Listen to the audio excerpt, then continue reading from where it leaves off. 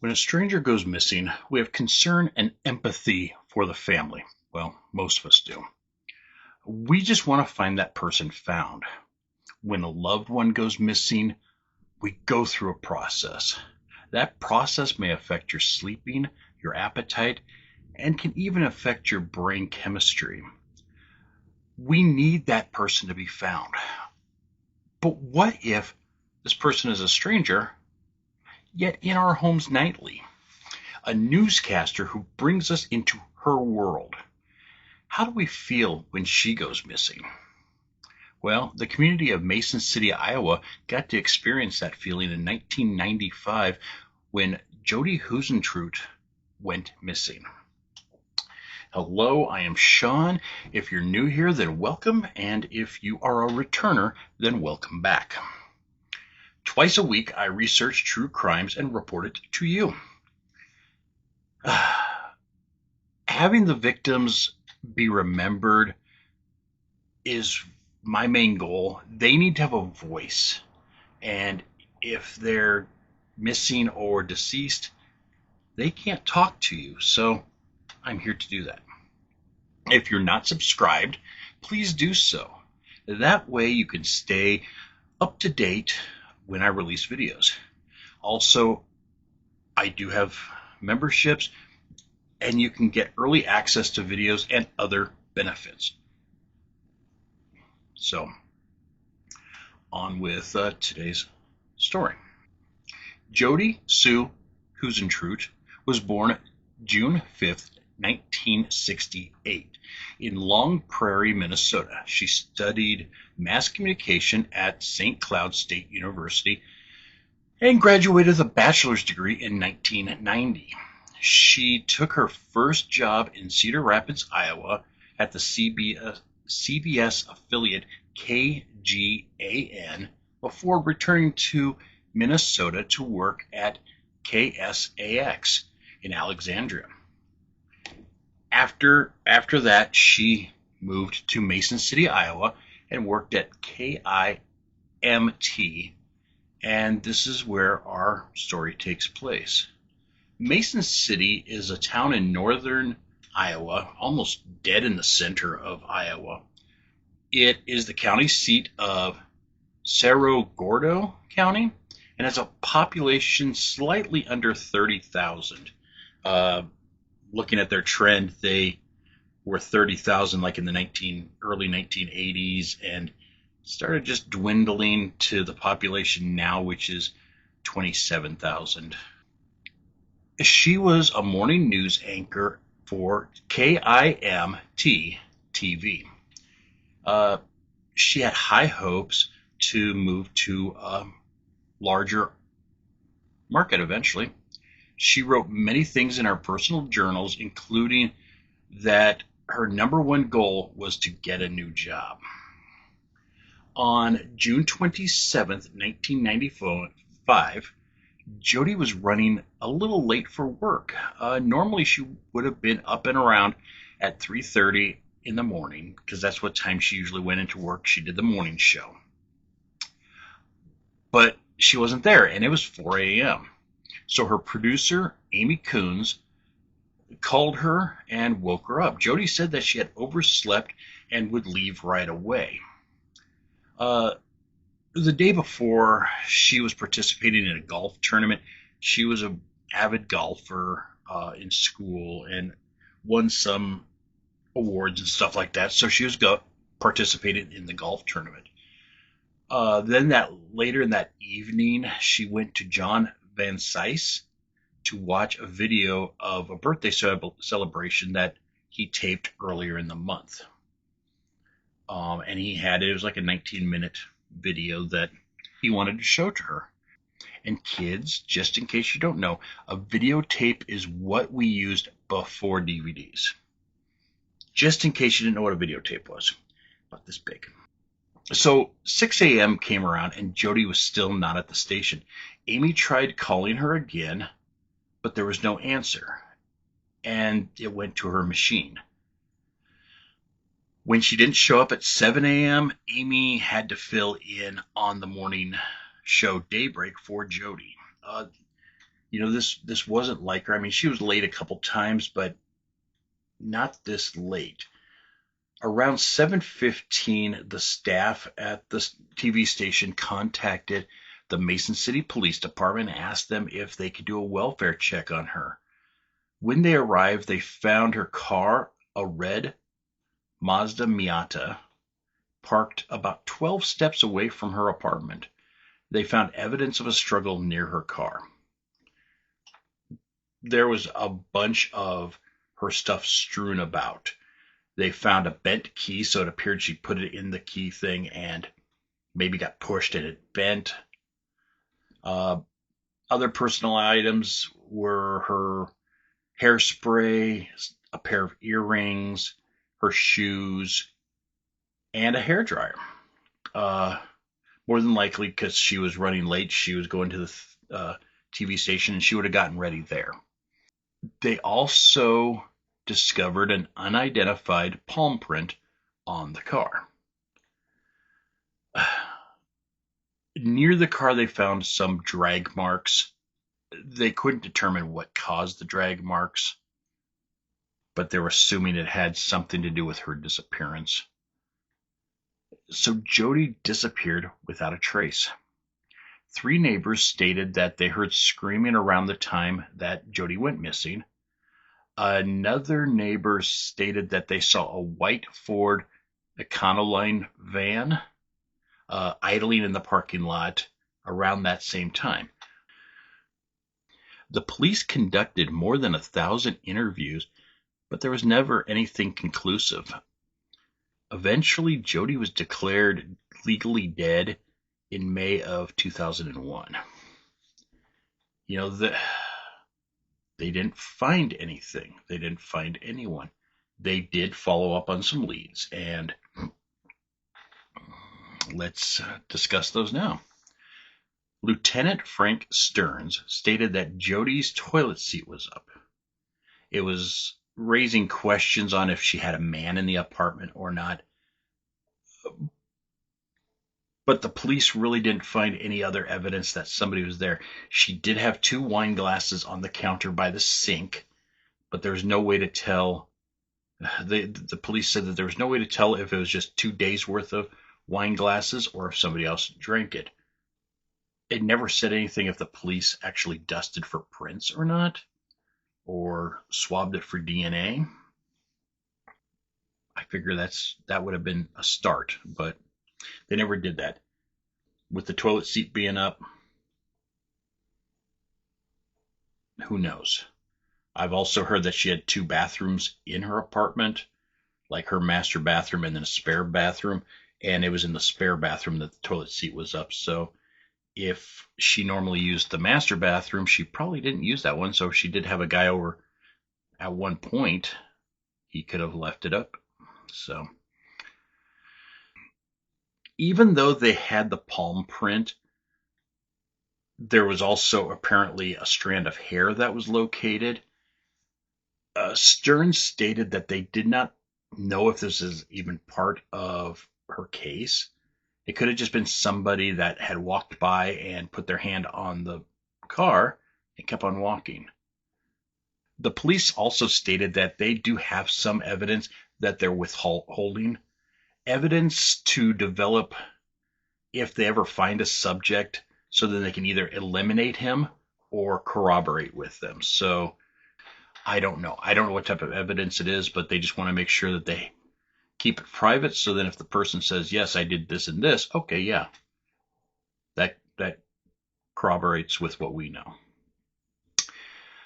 While they're investigating the scene at Jodi's apartment, John Van Cise stopped by. He told the police that he was the last person to see her. He advised that she had stopped by his house the night before, and he showed her a videotape for her surprise 27th birthday party. The police requested a copy of that videotape and asked him to bring it to the station. While there, they interviewed him. The previous weekend, Jodi had went water skiing in Iowa City with Van Cise, his son Trent, and there was also her friend Annie Cruz and Tammy Baker. This was June 23rd to 25th. And then the weekend before that, on June 17th and 18th, Tammy stayed with Jodi and they partied with Van Cise and others in Clear Lake, Iowa, dancing and boating. Jodi's last journal entry actually was dated June 25th, in which she stated how much fun she had water skiing. Weird thing, and we don't know. Nobody has ever stated if it happened before or after, but Van Cise had a boat named Jodi. So we don't know if he honored her and named it Jodi after she disappeared, or if he is obsessed with her and named it Jodi before she disappeared. He was 22 years older than her, and some people thought that he might have an odd obsession with her. He stated in an interview that he had a father-daughter love for her or compassion, and that's all it was that he saw her as like his daughter and cared about her that way. Many people thought he might have done something with her, but he took a couple polygraph tests and passed them. He has denied any involvement to her disappearance. In March of 2017, he was subpoenaed by the federal grand jury in Cedar Rapids, Iowa. They made him provide DNA, fingerprints, and a palm print. No charges came from this grand jury. In 2017, the Mason City Police Department obtained a search warrant to place GPS trackers on 2 of his vehicles. The reasoning remains sealed, but apparently nothing came out of the GPS searches. The police have never explained why, after 22 years, they decided to GPS locate 2 of his vehicles that he didn't even own back then. Like I said before, Jodi did keep a journal, and the police had it. It had 84 pages that she had written. An anonymous person sent photocopied pages to the Globe Gazette in Mason City. But this was in 2008, and police investigated this, and they found out that the former police chief, Dave Ellingson, his wife had mailed it. She previously had worked at the Globe and for some odd reason mailed it to them. No motive was ever given as to why Cheryl Ellingson sent the paper, or sent the photographs to the paper. I could not find anything else about it. I mean, there was no charges brought up against her. There was no, anything about it. I don't know if she just wanted to make sure it got out there, trying to give Jodi a voice. The journal did not give any indication that Van Cise was anything but a friend. It said, though, that she was fed up with Mason City and wanted to move to a bigger market. Her goal was to work in a top 50 market. She wanted to get rid of her accent, and she also wanted to live in a warmer state. Another possible subject was a person in a white truck. In October of 1994, she reported to the police department that this truck made her feel uncomfortable. She said while she was jogging, it kept following her around. She felt like she was being stalked, but the police were really skeptical about Jodi being abducted by a stalker. In some accounts that I read, they said it was a black truck. So, is either black or white? I don't know. This was before major cell phone uses. I mean, there were cell phones, but like these giant block phones. It wasn't some little teeny tiny phone anymore, or that we have now. This was the time of landlines. To stalk Jodi would have been easy. All you had to do is open up a phone book, look in the white pages, and there she was. Normally, it showed her phone number, her address, and even apartment number. I remember well, I think you could pay an extra fee to make sure your number and everything was unlisted. Of course, back in that time, too, you could go to the courthouse and get a booklet that showed everyone's license plate numbers. So if you saw a license plate, you could actually look it up to find out who they were. She lived in the same apartment for 2 years, and on the air, she would normally talk about her social or community events that she planned on attending. So people knew what she was doing, where she was going, things like that. So, I mean, back then it would have been really easy to stalk her. A major person that was a person of interest, and I think still kind of is Tony Jackson. At the time of Jodi's disappearance, he lived 2 blocks away from the studio. In 1997, while he was in prison for the R word that goes along with SA, his cellmate Dennis Goff came forward stating that Jackson had a rap. She's a stiffin' around tiffin' in a pilage of silage, by low, low below, off a highway by a grave road. This seemed really familiar to people that lived in the area and knew the area.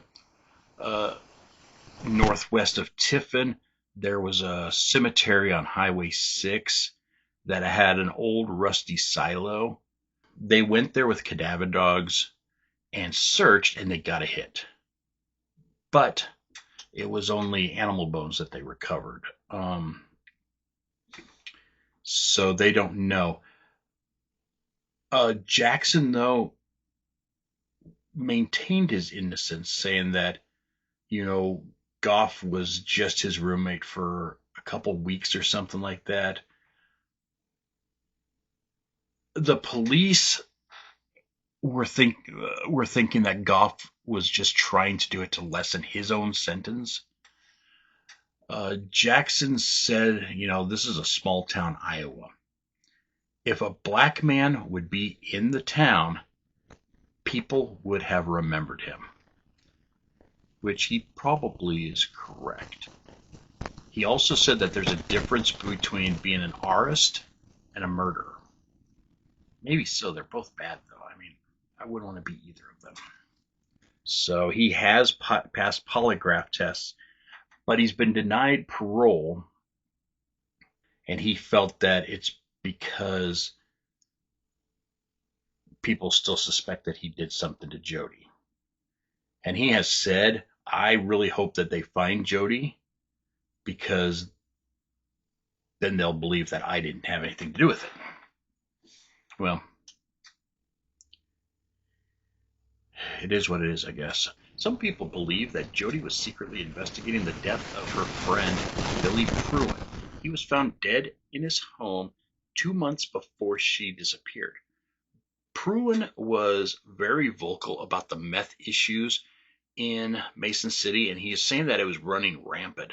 And some feel that he was killed by some meth head because they didn't like what he was having to say. A tipster called in stating that they thought that Jodi had found something that maybe she shouldn't have, and that's why she disappeared. Now, Pruin's death has been thought as accidental, but his death is still unsolved. They think that he tripped with his gun and shot himself accidentally. But it's still unsolved. It's still in the unsolved mysteries for Iowa. In August of 2011, former police officer Maria Ohl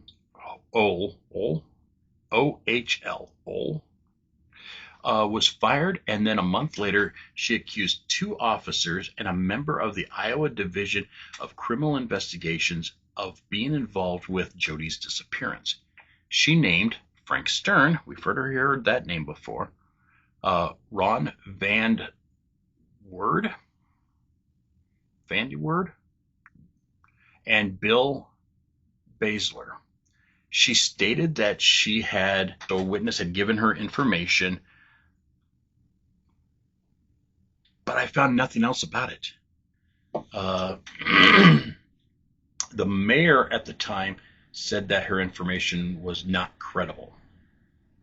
So if that's the fact, then